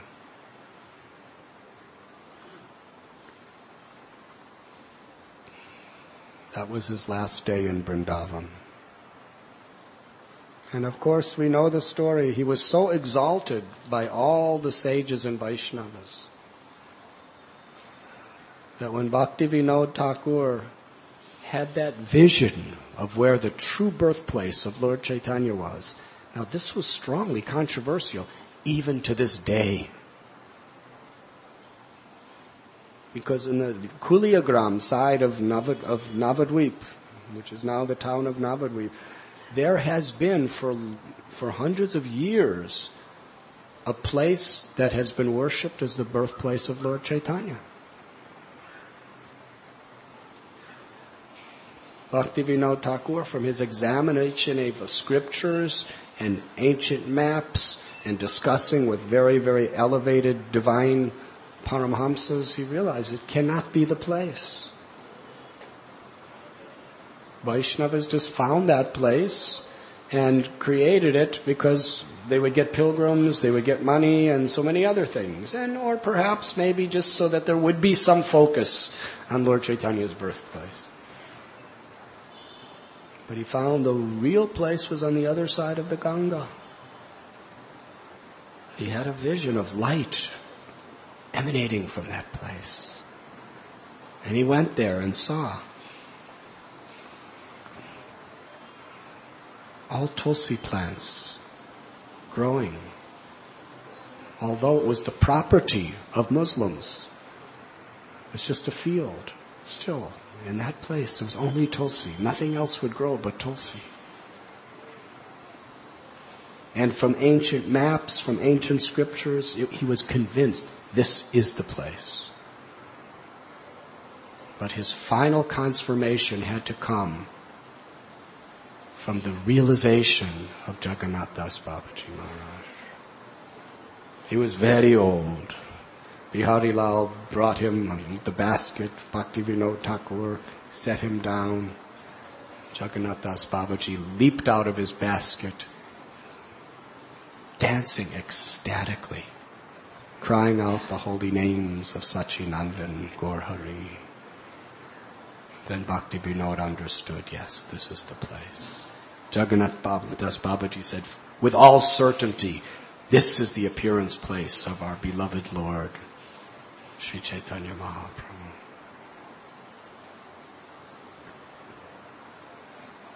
Today is also the disappearance day of His Holiness Srila Tamal Krishna Goswami Maharaj.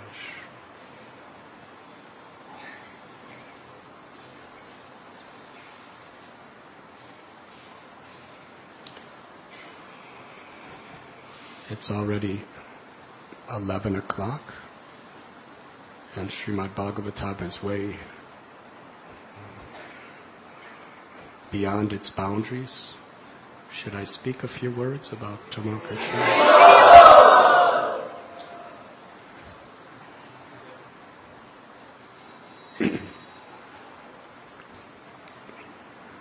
What can I say about this very loving, kind God brother who personally showered me with such immense affection, kindness, encouragement.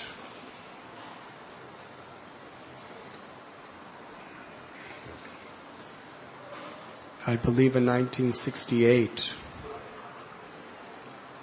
he first came to Srila Prabhupada, along with his best friend, who was later to be called Vishnu Jana Swami Maharaj.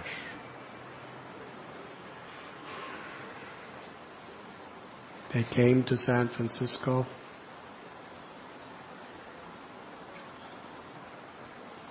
and obviously a great saint from a previous life, he just immediately committed himself 100% to Srila Prabhupada and to Srila Prabhupada's mission.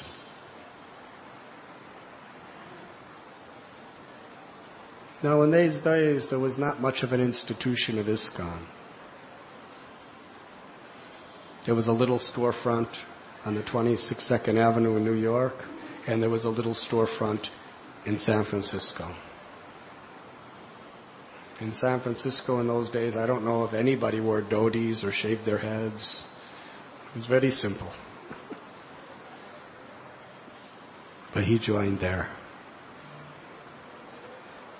And just by meeting Srila Prabhupada, hearing the philosophy, chanting the holy names, tasting prasad, committed his life. And practically from the first day, although he was very, very surrendered to serve as the servant of the servant of the servant, Prabhupada saw in him a leader. He was willing to commit himself. He was willing to take any type of risk to serve his Gurudev.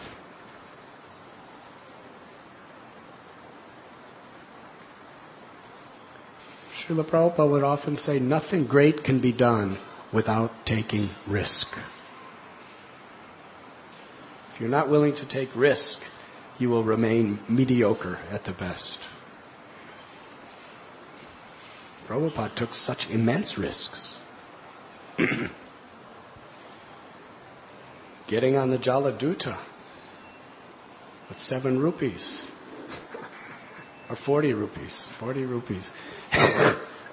Without knowing if anyone would even be there to receive him. At the age of 70. That was a risk. To stay in New York City, despite everybody telling him to go home, with no success, was a risk.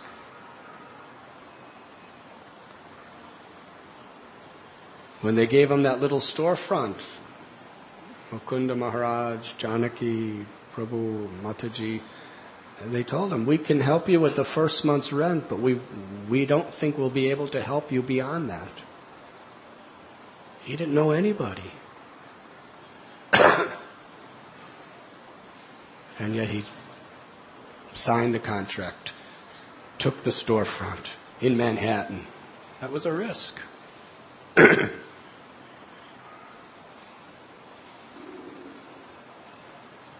Went to San Francisco, to London. Signed for the land in Bombay when he didn't even have any money. He just had a few. He signed the contract giving a tiny bit. He had to pay the rest by a certain date. He had no access, no means. He took risks. Hare Krishna. Well, there's early devotees, including Tamal Krishna Goswami. They just had such faith. And although Prabhupada's disciples were rapidly growing, more centers, more places, more and more people were joining, Srila Prabhupada had such trust in the commitment, the devotion, and the abilities of Tamal Krishna Goswami. Quite amazing. Devotees were doing Harinam Sankirtan. That was all ISKCON was in those early days. There was nothing else. There were no books to distribute, no magazines to distribute. Temples were little storefronts. They would just go out all day, practically every day, and just do Nam Sankirtan. You've heard about those days?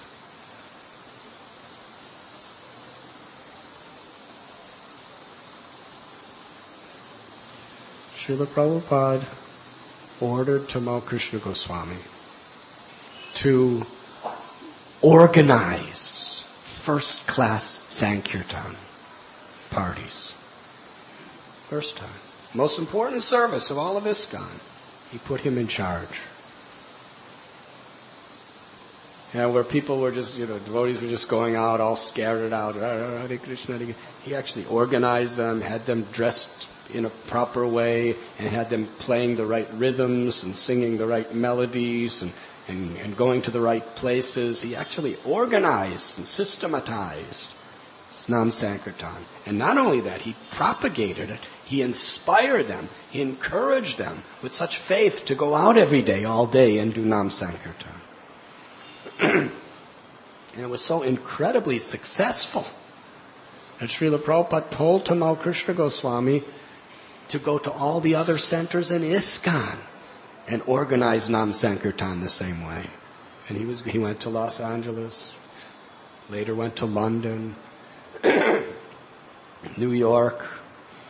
Here's New York, all these, like the senior people, and he's coming to teach them how to do Nam Sankirtan on Prabhupada's instruction.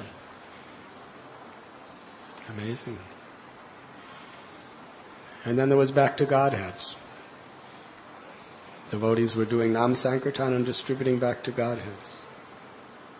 Well, he just took it so seriously, this distribution of Back to Godhead. He was organizing, Back to Godhead distribution.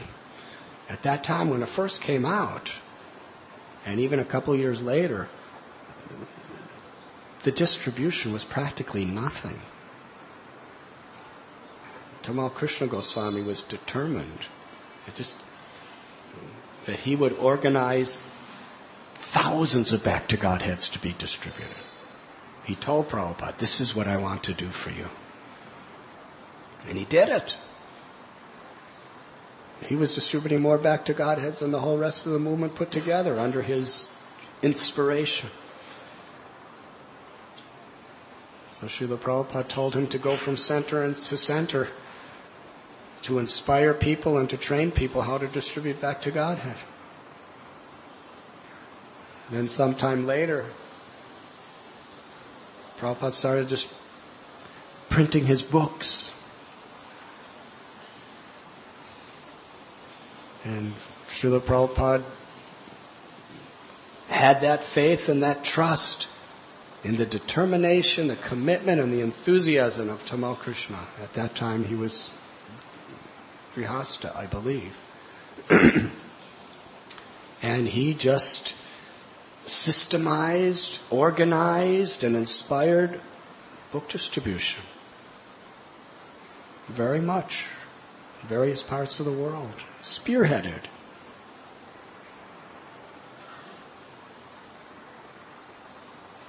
Prabhupada called him to London.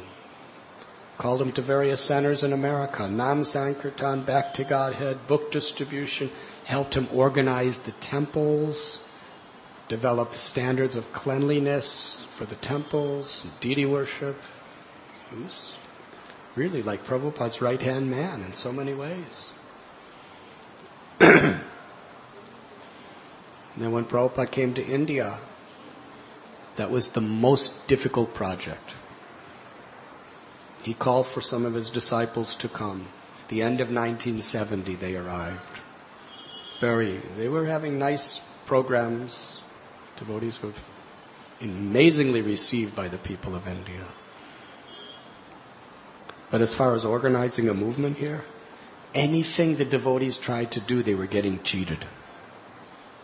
As far as any land, any money dealings, always getting cheated. And devotees were always getting sick. It was very, very difficult. And there was nothing. Srila Prabhupada called Tamal Krishna Goswami because he had such faith and trust in his commitment and his abilities. And his allegiance to do things Prabhupada had great trust in Tamal Krishna Goswamis to do things exactly according to the Parampara way. And he put Tamal Krishna Maharaj in probably the most difficult service in ISKCON at that time, to be the GBC for all of India, when there was nothing here. Hare Krishna. And for several years he did it. Prabhupada really was very much in touch with him. Prabhupada more or less was like the GBC. But Tamal Krishna Goswami was his right hand. And there's that famous story where Tamal Krishna Goswami wanted to take sannyas. And there was a big controversy over him taking sannyas. And he was so determined. So determined. He just wanted to give his life, everything. No distractions from Prabhupada's service. Prabhupada gave him sannyas.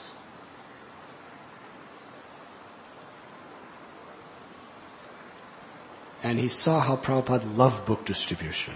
Loved book distribution. So he wanted to go to the West to expand book distribution. Prabhupada blessed him. He went to America, joined up again with his old friend Vishnu Jana Swami Maharaj, who was then traveling around mostly doing dramas and mantra rock shows and Nam Sankirtan. And Tamal Krishna Goswami, from one little bus, he organized an army of book distributors. They were making, just through their preaching and book distribution, they were bringing dozens and dozens and dozens of new people right out of the secular world and training them all to be book distributors. Soon there was probably about 100 book distributors, 4 major buses, about 25 vans, just crisscrossing the whole of America, and broke all records for book distribution. It's amazing.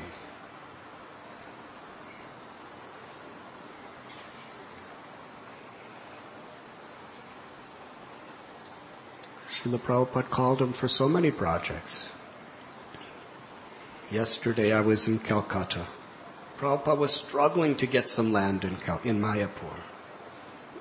Very difficult. There were forces both from within and without that were determined to block Prabhupada from getting any land in Mayapur. And he sent many people, but nobody could succeed. Then from Calcutta, he sent Tamal Krishna Goswami with the money. No checks or credit cards. Cash. Rupees. Now, in those days, not an easy thing. Mayapur was not what it is today. It was a land of dacoits and a land of all kinds of other things. There were some Gaudiya Mats there, which were very beautiful and wonderful, but still, it was a very dangerous. And to travel there and back by bus. So Prabhupada took a piece of cloth, like a kopan, and wrapped it around Tamal Krishna Goswami's waist, and then rolled up all the money and put it in that, different parts of it. So it was like all around his waist, all this rupees, to buy land. Prabhupada personally showed him how to tie it and keep it secure so nobody could see it. So he went and he spent days and days, and finally,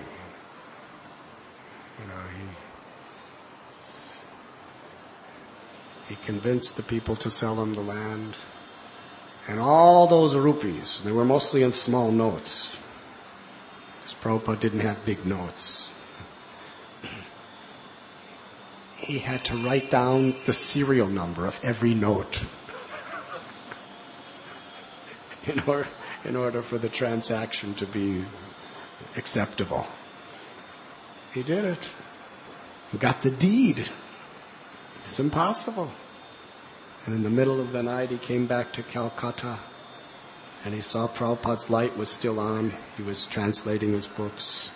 And usually no one disturbed Prabhupada when he was translating his books. But Tamal Krishna Goswami knew how this would make Prabhupada happy. And he came into the room, offered his prostrated obeisances. On his knees, he said, Srila Prabhupada, the land in Mayapur is yours. And then handed Srila Prabhupada the deed of ownership.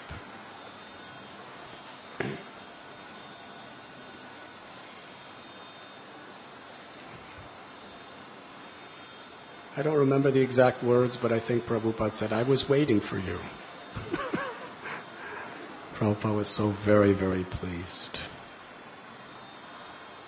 Very, very pleased.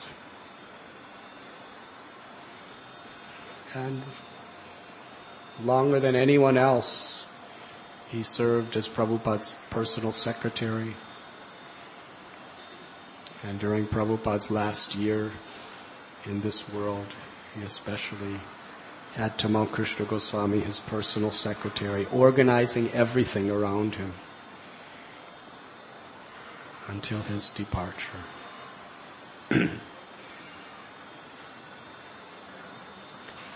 On a personal level, there are so many memories that spring from my heart.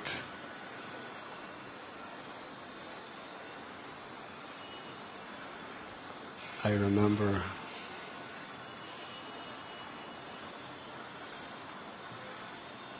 in 1994, sometime around that, Radha Gopinath Temple had just come back. And there was a North American GBC meeting in Dallas, which was Tamal Krishna Goswami's headquarters in America.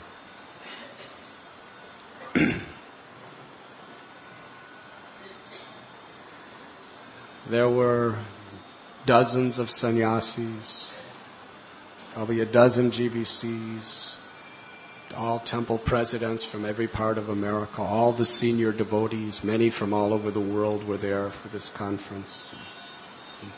He arranged everyone, their rooms, their accommodations. An amazing thing, he gave me a room right next to his. Not only next to his, but in his own quarters. He had a quarters with like 2 or 3 rooms in his quarters. And he gave me that room next to his. And every morning devotees were taking breakfast prasad. In Prasadam Hall, he would call me personally to take breakfast prasad with him. And usually to take lunch with him. And we would just discuss Krishna and Prabhupada and so many things. Sometimes for hours and hours he would just share his heart and allow me to share my heart. It was very special, very sweet. And one night we did Nam Sankirtan. Forgive me for telling this story, but it's just shows the sweetness of his affection. We did Nam Sankirtan with all the leaders of ISKCON in the streets of Dallas, and he took me right up front with him to dance in the front.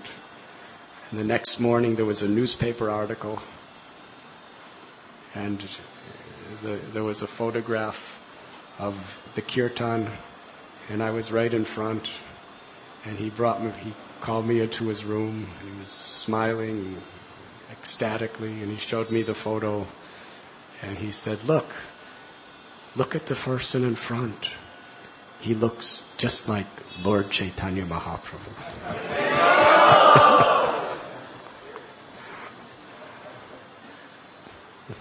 Always trying to encourage his God brothers.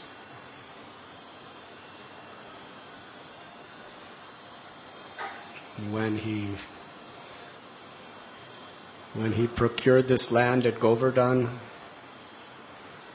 he would call me in Bombay.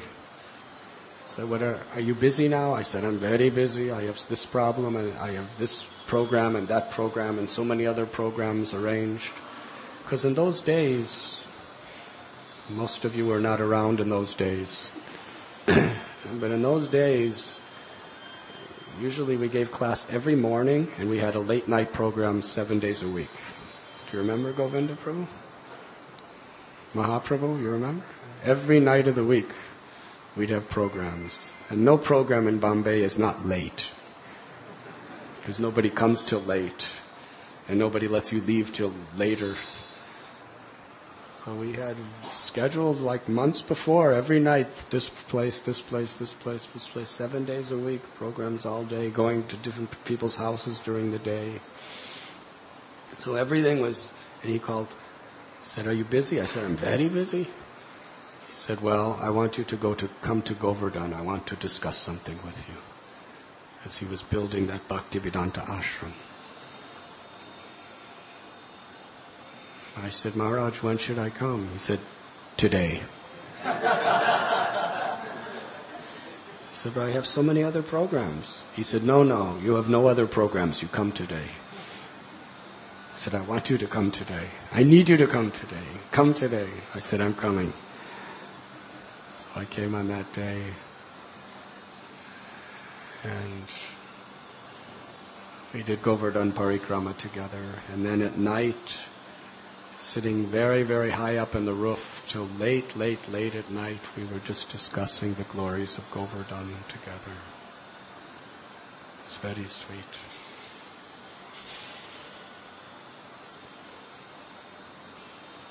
And one year in Janmashtami, we both went to Hungary, New Brajadam. And every morning, every evening, there were so many devotees from all directions who come to Hungary for Janmashtami. New Brajadam is one of the most successful, wonderful centers in all of ISKCON, headed by His Holiness Shivaram Swami Maharaj. Amazing vision, amazing culture of Vaishnavism there. It's beautiful. wonderful deities, wonderful cows, wonderful preaching, wonderful devotees, everything. So Tamal Krishna Goswami and I would dance together for hours and hours, every morning, every evening. And one day I was so much dancing with him. One day I picked up the mridanga to play. And he came up to me and he said, "You're not going to play that, are you?" I said, "Yes, I am." He took the mridanga out of my hands and took me by the hand and he said, "Will you dance with me?"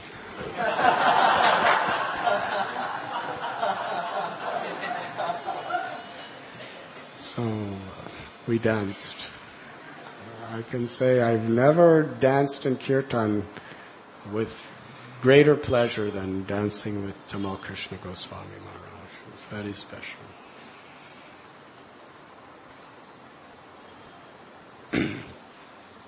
In fact, yesterday in Calcutta, one of his disciples said he has a video of us dancing together. So I never.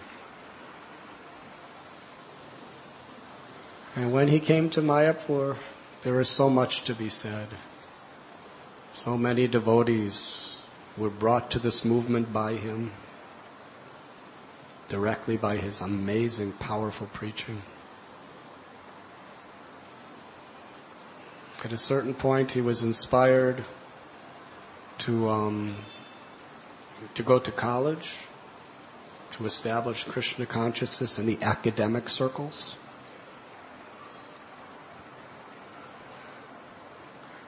So he went to school. He was an undergraduate in a very prestigious temple in Texas. And nothing like this. He's in his 50s. And he's going to school with, people who are 19, 20, 21, 22 years old. And he's sitting in the classes with them. And he was the number one student in the entire college. Number one student. And whatever he did, he just did it, like perfectly. Number one student in the time. He was an undergraduate. And the college gave him an office amongst all the other professors. Unheard of. Did you ever hear anything like this? Undergraduate, they gave him an office where all the other professors had their offices. Yeah, undergraduate in academic conferences with the highest PhDs of America and the world, and the National Council of professors, whatever it is, academia. They were calling him to read his papers. He graduated very quickly, every year the number one student in the entire college. Now usually when you're older, it's harder to learn. That's why people go to college when they're young. He got a scholarship to Cambridge University, skipped over masters, went right to his PhD. And also, Prabhupada searched his heart, obviously, at seeing how to make the world Krishna conscious. The communist countries were the most dangerous and the most difficult. Krishna consciousness was expanding like anything in North America, South America, Australia, different parts of Africa, Europe, even parts of the Middle East. Prabhupada went to Tehran in Iran and preached there. But communism, that was very, very difficult. Prabhupada himself personally went to Russia to establish Krishna consciousness. There was one place left. China. Nothing there. Prabhupada sent Tamal Krishna Goswami to go to China to spread Krishna consciousness.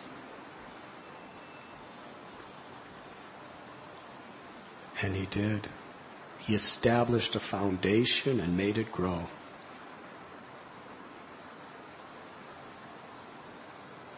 Do you remember?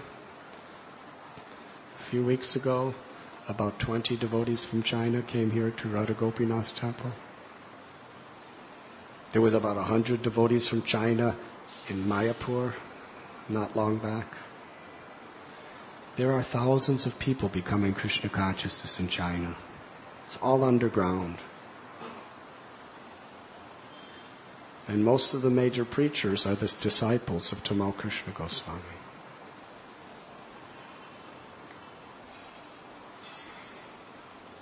This year in Mayapur during the GBC meetings, they showed the new books being published. There's 3 full-fledged books of Srila Prabhupada that have been translated and published by the BBT in large quantities in the Chinese language, done by the disciples of Tamal Krishna Goswami.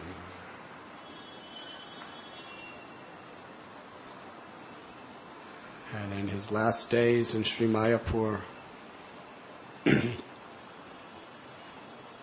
GBC meetings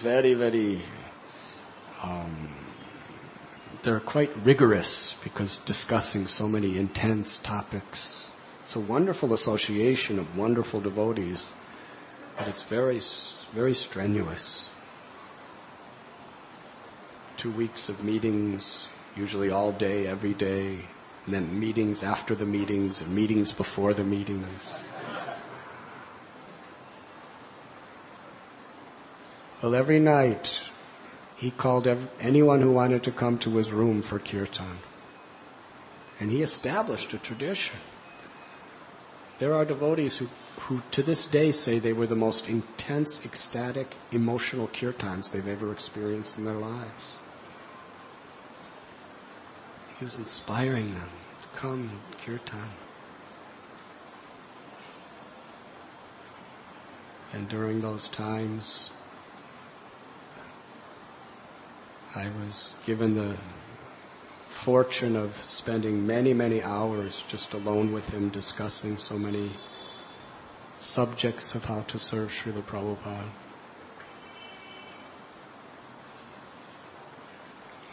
Sometimes we'd go to Ganga together in the afternoon to take bath.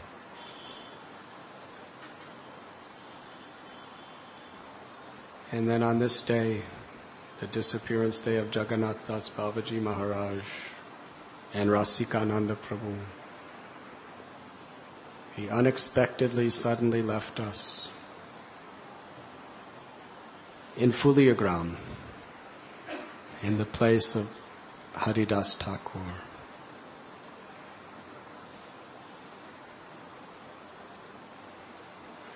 Srila Prabhupada. Whenever there was some urgent, important project, Srila Prabhupada would usually call Tamal Krishna Goswami. So wherever Prabhupada is, there must have been some important project, because he called Tamal Krishna Goswami back to his personal loving service.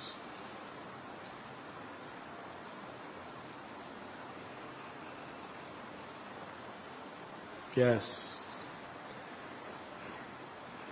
these great devotees very much magnify the qualities of Prahlad Maharaj that we find here in Srimad Bhagavatam. In regard to His Holiness Tamal Krishna Goswami Maharaj, I would like to repeat the last sentence of today's purport, which I feel very much give light to his life. Prabhupada says, Prahlad Maharaj provided a vivid example how to think of the spiritual master and accept his directions. Thank you very much. Srila Prabhupada ki.